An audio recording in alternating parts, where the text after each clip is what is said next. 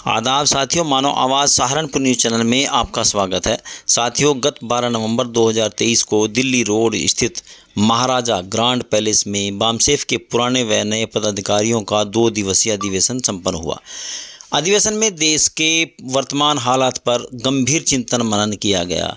अधिवेशन के दौरान बामसेफ के वर्तमान अध्यक्ष अलीगढ़ निवासी अतर सिंह वीर, जो कि कपूरथला रेलवे कोच में सेवारत हैं, ने महिला आरक्षण बिल को दलित विरोधी बताते हुए कहा कि यदि सरकार महिलाओं के अधिकारों के प्रति इतनी ही गंभीर है तो उन्हें शिक्षा व रोजगार में आरक्षण दे तो वह स्वागत योग्य होगा। लेकिन राजनीति में आरक्षण ऐसा ही है जैसे समाज के दूसरे लोग सदन में पहुंचकर केवल पालतू जानवरों की तरह कार्य करते हैं, जिनसे समाज को कोई लाभ नहीं और उनकी अपनी भी कोई विचारधारा नहीं होती। ठीक ऐसे ही सदन में महिलाओं की स्थिति होगी। इसलिए राजनीति में महिला आरक्षण बिल दलितों, ओबीसी आदि के लिए बड़ा खतरा है। अधिवेशन में पूर्व बामसेफ अध्यक्ष शेषराज सिंह पवार ने आंकड़ों के अनुसार बताया कि अब भारत की आबादी घटना शुरू हो गई है और घटती आबादी में मुस्लिमों की भूमिका हिंदुओं के मुकाबले अधिक रही है, क्योंकि मुस्लिमों की संख्या का अनुपात अधिक घटा है। जबकि राष्ट्रीय स्वयंसेवक संघ RSS आज भी हिंदुओं को गुमराह करते हुए मुसलमानों की बढ़ती जनसंख्या का डर दिखाने का कार्य कर रहा है। आगे उन्होंने बताया कि भारत को विश्व गुरु बनाने के दावे भी भारत सरकार के खोखले साबित हुए हैं, क्योंकि भारत सरकार GDP का आधा प्रतिशत भी भारत के छात्रों पर खर्च नहीं कर रही है, जो कि न्यायोचित नहीं है। यदि गणना करें तो पता चलता है कि प्रत्येक छात्र पर लगभग 250 से 300 रुपये प्रति माह ही भारत सरकार खर्च कर रही है, जो कि किसी भी प्रकार से उचित नहीं है। इस दौरान रिटायर्ड इंजीनियर शेषराज सिंह पवार ने सभ्यता आदि पर भी ब्रीफ किया। आइए सुनिए उन्हीं की जुबानी प्रस्तुतकर्ता डॉक्टर मुस्तकीम राव। आपके कुछ सवाल आए बीच में, उनको भी मुझे एक्सप्लेन करना है। सोसाइटी में बेसिक जो इश्यूज हैं, एजुकेशन है, हेल्थ है, एम्प्लॉयमेंट है, पॉपुलेशन है, फाइनेंस है, इकोनॉमिक्स है। आप अभी हॉल के अंदर जाएंगे, आपको चार्ट दिखाई देंगे। इनको ये सारे के सारे अपडेट हैं। हम सारे इश्यूज लेकर चल रहे हैं और हम वो सूचना दे रहे हैं जो आपके पास भी नहीं है। मैं बिल्कुल मीडिया में होते हुए आपके पास नहीं है। नहीं हो गया, हमें तो सूचना आपसे मिलती है ना। हम अपनी फैक्ट्री में थोड़ी बनाते हैं। देखिए सर, मैं सर आपको गुरुजी यही कह रहा हूँ, भारत में तो 140 करोड़ों में से 139 करोड़ ये सोचते हैं कि भारत की जनसंख्या बढ़ रही है, जबकि ये गलत सूचना है। 2023 में आपकी जनसंख्या घटनी आरंभ हो गई है। 2023 2025 में जब भी आप जनगणना कराएंगे वो 138 139 करोड़ पाएगी, 140 करोड़ नहीं होगी। ये कौन भलाएगा? ये बामसेफ फैला रही है, ये बामसेफ बता रही है लोगों को। आप चाहते हैं कि घटे? हम नहीं कह रहे, घट रही है। सच्चाई क्या है वो जाने। सच्चाई बता रहे हैं आपको कि घटनी शुरू हो गई है। फर्टिलिटी रेट जो है ना वो TFR नीचे आ गया, 2.0 पे है, 2.1 पे कांस्टेंट होती है। आपकी TFR कम आ गई है। और सबसे बड़ी बात यह है, ये राव साहब बैठे हैं, इंतखाब आलम है, इन्हें यही पता नहीं है कि TFR हिंदुओं की जितनी घटी है उससे 1.5 गुना मुसलमानों की घटी है। सही है, सही है। ये पता ही नहीं है किसी को। सही कह रहे हैं आप। आपका 2.05 का ड्रॉप आया है 92 से 2019 में मुसलमानों का TFR में, और हिंदुओं का 1.34 आया है। हिंदुओं के ड्रॉप से 1.5 गुना ड्रॉप जो है मुसलमानों की पॉपुलेशन में आया, मुसलमानों के TFR में आया। बच्चे कम पैदा कर रहे हैं मुसलमान। RSS कह रही है कि मुसलमानों के बच्चे ज्यादा हो रहे हैं। तो ये कौन बताएगा? पॉलिटिशियन को पता ही नहीं है, मीडिया को पता नहीं है। मुझे इस बात पर भी मुझे कहने में कोई दिक्कत आप बता रहे हैं तो हमें पता होगा ना। मैं कह रहा हूं। जी, हम यही कह रहे हैं। पवार साहब, कच्चा माल तो काफी दोगे। जी, बिल्कुल साहब, राव साहब, हम ये प्रयास कर रहे हैं। चार्ट लगे हुए अंदर, आप जाकर देखिए। हम पॉपुलेशन पे भी क्लियर कर रहे हैं, हम MSP पे क्लियर कर रहे हैं, हम मतलब क्या नाम आपकी एजुकेशन पे क्लियर कर रहे हैं। किसी को ये पता ही नहीं है कि इतने स्टूडेंट है भारत में। 26 करोड़ स्टूडेंट हैं। 1 लाख करोड़ का कुछ बजट प्रोविजन है। 300 रुपए महीना आप खर्च कर रहे हैं स्टूडेंट के ऊपर, भारत सरकार। आप विश्व गुरु हो जाएंगे 300 रुपए महीना खर्च करके। उधर 10 लाख करोड़ या पेरेंट खर्च कर रहे हैं, उधर 10 लाख करोड़ आप विदेश में खर्च कर रहे हैं। तो हम ये बता रहे हैं हमारे इन मेंबर्स को सबको पता है ये। तो घर घर में आप बताने से क्या फायदा होगा? जब बाहर नहीं निकालोगे क्या फायदा उसका? महिला आरक्षण, अभी जो महिला आरक्षण बिल पास हुआ है और वो संसद के लिए पास हुआ है 33%। हमारी जो इतिहास है अभी पॉलिटिकल रिजर्वेशन की, जो SC ST को हुआ है, और हम जो पॉलिटिकल रिजर्वेशन में बाबा साहब डॉक्टर अम्बेडकर ने भी 1956 में कहा था कि राजनीति आपको बहुत अच्छी लगती है, जब 15 अक्टूबर 1956 को चंद्रपुर से वापस आए। लेकिन मैंने देखा है कि जो इतिहास बता रहा है, मेरा जो अनुभव है कि राजनीति में जो लोग रिजर्वेशन से चुन करके जाते हैं विधानसभाओं में या लोकसभा में, वो अपने मुंह के ऊपर पट्टी बांध के जाते हैं। 1956 में कही, और आज हमने देखा 131 मेंबर पार्लियामेंट हमारे चुन के जाते हैं, वो सारे के सारे एक तरह का पालतू जानवर की तरह काम करते हैं। जिस पार्टी के लिए उनके लिए उनकी जवाबदेही, और ज्यादातर वो हमारी विचारधारा के विरोध में ही जीत करके जाते हैं। जो आज कुछ SC ST OBC से अभी कुछ मेंबर पार्लियामेंट समाज में जैसे जैसे जागरूकता का लेवल बढ़ रहा है, वैसे वैसे समाज के कुछ लोग पॉलिटिकल एरिया में जाने लग गए हैं, मेल जाने लग गए हैं। तो उनको आने वाले भविष्य के लिए खतरा लग रहा है कि संसद के ऊपर एक समय ऐसा आएगा कि SC ST OBC के जो मेंबर पार्लियामेंट है उनका कब्जा हो जाएगा, जो आइडियोलॉजिकली है। उसको उन्होंने ड्रॉप करने के लिए कि कैसे इसको कम किया जाए, तो 33% का उन्होंने आरक्षण का महिलाओं को कर दिया है। अभी हमारे जो बहुजन समाज के बहुत सारे पॉलिटिकल लीडर हैं, वो ये बात तो कह रहे हैं कि हमारा इनमें फर्दर रिजर्वेशन हो, दे भी देंगे, ये पक्का हो जाएगा। लेकिन जिस तरह से SC ST के MPs चुन के जाते हैं, MLA चुन के जाते हैं, वो SC ST OBC की जो महिलाएं चुन के जाएंगी, उनका रोल भी वही होगा। और आने वाले समय में वो इस देश की संसद पर ब्राह्मणीकृत व्यवस्था का कंट्रोल करना चाहते हैं, सवर्णों का कंट्रोल करना चाहते हैं, जो आज है। इसीलिए महिला आरक्षण बिल हमारे लिए बहुत बड़ा खतरा है। अगर महिलाओं को आरक्षण देना ही है तो आप एजुकेशन में दीजिए, आप सर्विसेज में दीजिए, बहुत सारी यूनिवर्सिटीज हैं वहां से दीजिए, उनमें आरक्षण दीजिए, जहां से एजुकेटेड क्लास जो है ना वो पैदा होती है, वहां उन्होंने देना नहीं है, पॉलिटिकल देना। Thank you. भाई साहब, ऐसा है, आप जो महिला आरक्षण की बात कर रहे हैं, ये जो क्या कहते हैं पास हुआ है बिल पार्लियामेंट में, लेकिन इसकी अवधि नहीं निश्चित हुई है कि ये कब मिलेगा महिलाओं को। वो अलग बात है, लेकिन नहीं, ये तो 20 साल 30 साल तो भी बहुत टाइम है भाई। नहीं, ये तो एक ये प्री कंफ्यूजन है, ये प्री कंफ्यूजन है। इसलिए बाबा साहब ने जब हिंदू कोड बिल इंट्रोड्यूस किया था, उस समय ये कहाँ चले गए थे सब लोग? उन्हीं के आला औलाद तो है जो आज महिला बिल ला रहे हैं। वो क्यों ला रहे हैं? उनका वेस्टेड इंटरेस्ट, उनके क्लास की जो सेफ्टी सिक्योरिटी है वो महिला आरक्षण बिल में है, क्योंकि उनकी मेजॉरिटी पार्लियामेंट में बनी रहनी चाहिए। कोई कानून बहुजन समाज के लिए, आवाम के लिए, मासेज के लिए नहीं बनना चाहिए। उनके जो उच्च क्लास के लोग हैं उनके हित में बनना चाहिए, इसलिए वो अपना मेजॉरिटी बना कर रखना चाहते हैं। राव साहब, हमारा ये डिक्लेरेशन है कि पॉलिटिकल रिजर्वेशन बाबा साहब ने 10 साल के लिए किया था, उसको एक्सटेंशन करने की जरूरत नहीं है। We don't want any political reservation. हम संसद में शेड्यूल कास्ट, शेड्यूल ट्राइब का कोई रिजर्वेशन नहीं चाहते। हम सक्षम हो गए हैं, हम फिट हैं अब इसके लिए। ये आंकड़े बताते हैं, ये चार्ट बताता है कि भारत की जनसंख्या घटनी आरंभ हो गई है, और आगे जो भी सेंसस होगी उसमें भारत की जनसंख्या घटी हुई नजर आएगी, टोटल जो पॉपुलेशन है इंडिया की। अभी इसमें जो ये चार्ट आपके सामने है, इसमें हमने ईयर वाइज भारत की पॉपुलेशन दी हुई है, और ये 1921 से बना हुआ है। 1921 में 25.13 करोड़ आबादी है, 31 में 27.90 करोड़ है, 41 में 31.87 करोड़ है, और 51 में चूंकि डिवीजन हो गया पाकिस्तान वाला, तो ये 36.11 करोड़ है। और यही इसको अगर हम 10 साल की आबादी को 10 से भाग देते हैं तो वो परसेंटेज में चार्ट बनाया हुआ है कि यहाँ से यहाँ तक 1.10% बढ़ी, वहाँ से वहाँ तक 1.42% बढ़ी, और डिवीजन के कारण वो कम हो गई, वो 1.33 हुई। लेकिन 1961 में 2.16 बढ़ रही थी पर ईयर, 2.16% पर ईयर, और 1971 में 2.30% पर ईयर, और 1981 में 2.54% पर ईयर। लेकिन 1981 से ही पॉपुलेशन की इंक्रीज में ड्रॉप आना स्टार्ट हो गया। 1981 में ही प्रोसेस स्टार्ट हो गई थी, जो 2023 में मैं कह रहा हूं कि घटनी आरंभ हो गई है।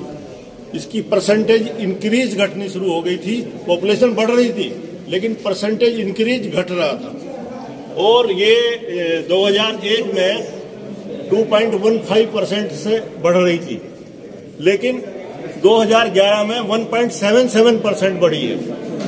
मतलब ये परसेंटेज इंक्रीज घटना शुरू हो गया। और ये जो चार्ट है, चूंकि 2011 की 21 की सेंसस नहीं हुई है, लेकिन 2011 की जो टोटल बर्थ रेट है और जो डेथ रेट है उसका डिफरेंस बराबर आ गया। जितने बर्थ हो रहे हैं उतनी डेथ हो रही है, तो इसका मतलब परसेंटेज इंक्रीज बंद हो गया। और ये प्रोजेक्शन, ये चार्ट ये शो कर रहा है कि 2041 में भारत की आबादी घट करके 111 करोड़ रह जाएगी। उसका कारण ये है कि जो टोटल फर्टिलिटी रेट है, भारत सरकार इसका भी सैंपलिंग कराती है। पहला राउंड 1993 में हुआ, जिसमें हिंदू के औसत बच्चे 2 मियाँ बीवी के 3.3 थे, मुस्लिम के 4.41 थे, क्रिश्चियन के 2.87 थे और सिख के 2.43 थे 1992-93 में, 92-93 में। बुद्धिस्ट और जैन की सेंसस नहीं हुई थी। अभी जो लास्ट राउंड है, 5वां, वो 2019 से 2021 में हुआ है सैंपल सर्वे। इस सैंपल सर्वे में ये निकल कर आया कि हिंदू की आबादी, जो हिंदुओं के बच्चे थे एक परिवार में मियाँ बीवी के 3.3 से घट करके 1.94 पर आ गए।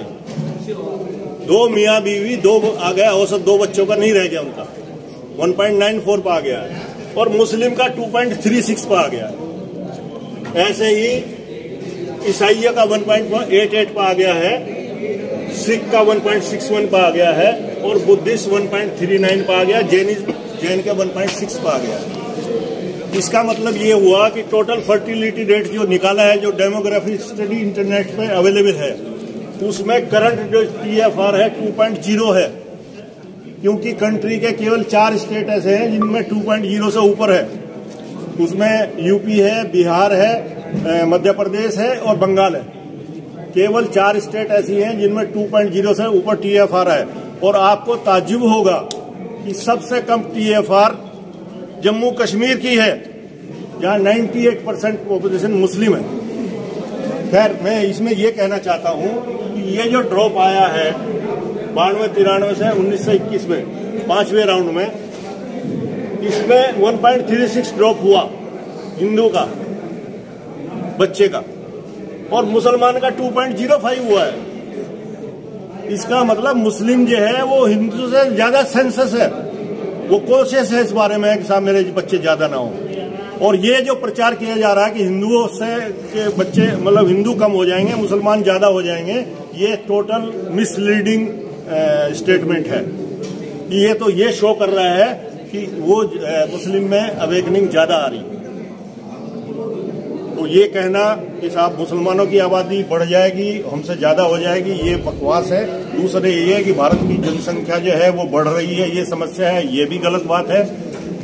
सही बात ये है कि आबादी घटनी शुरू हो गई है और उसका इफेक्ट मैं इकोनॉमिक्स वाले चार्ट पे आपको दिखा सकता हूं। सही बात ये है कि पूरी वर्ल्ड में स्टूडेंट्स की संख्या जो है वो भारत में सबसे ज्यादा है।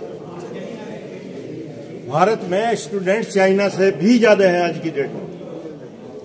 चाइना को हालांकि हम पॉपुलेशन में एक्सीड कर गए, लेकिन हम ये जो स्टूडेंट हैं हमारे, वो पिछले साल भी चाइना से ज्यादा थे।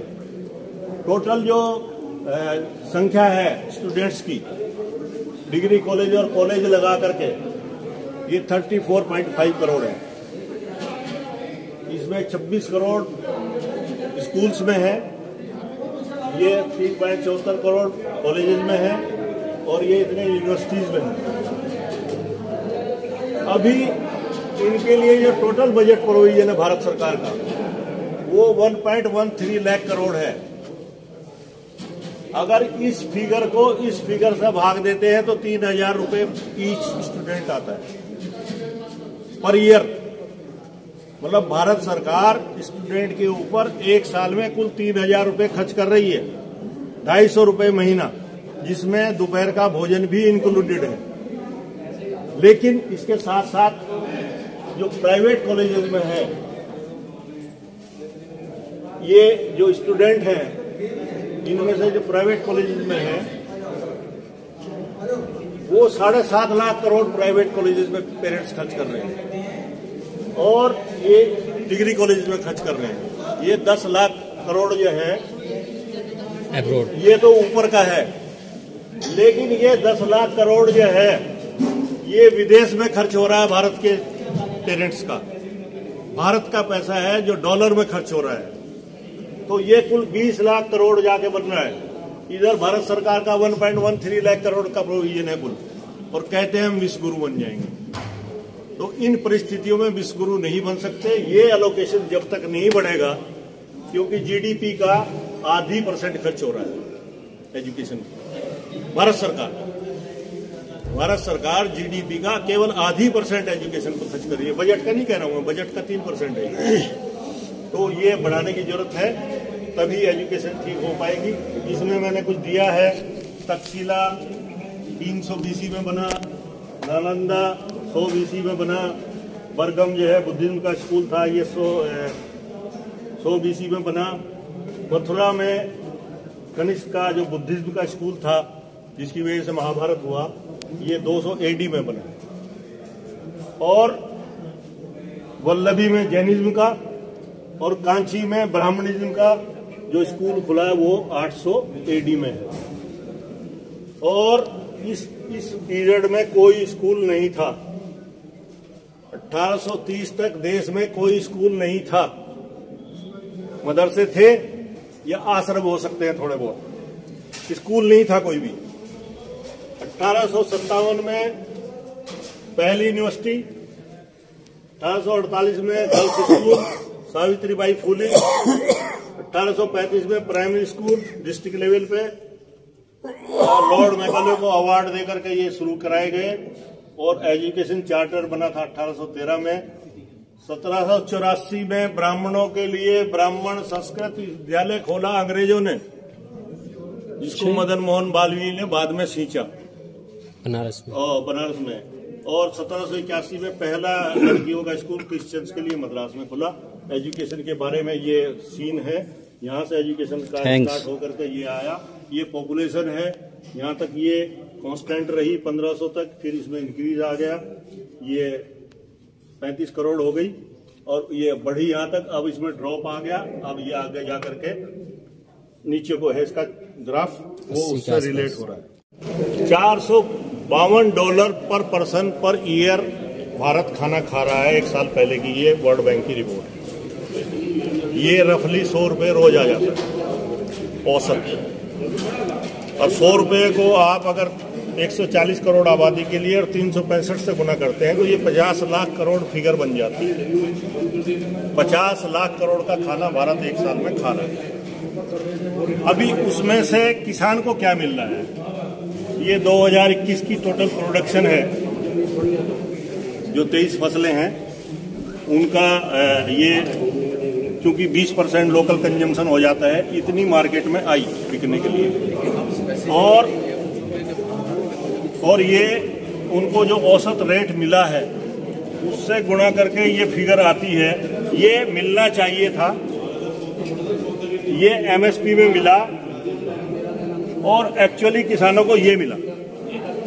अगर एमएसपी पे खरीदी होती तो 18 लाख करोड़ मिलते, और एमएसपी में नहीं, व्यवहारिक मूल्य जो कंज्यूमर के हिसाब से है उसके हिसाब से 22 लाख करोड़ मिलने चाहिए थे।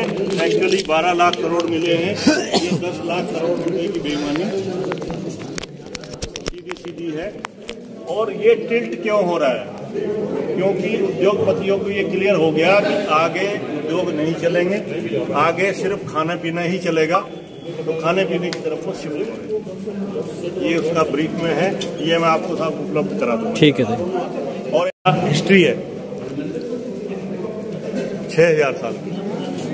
इसमें सबसे पहली बसावट जो है ये मेसोपोटामिया हुआ 3076 ईस्वी पूर्व में है। उसके बाद सिंधु घाटी 2740 ईस्वी पूर्व में है।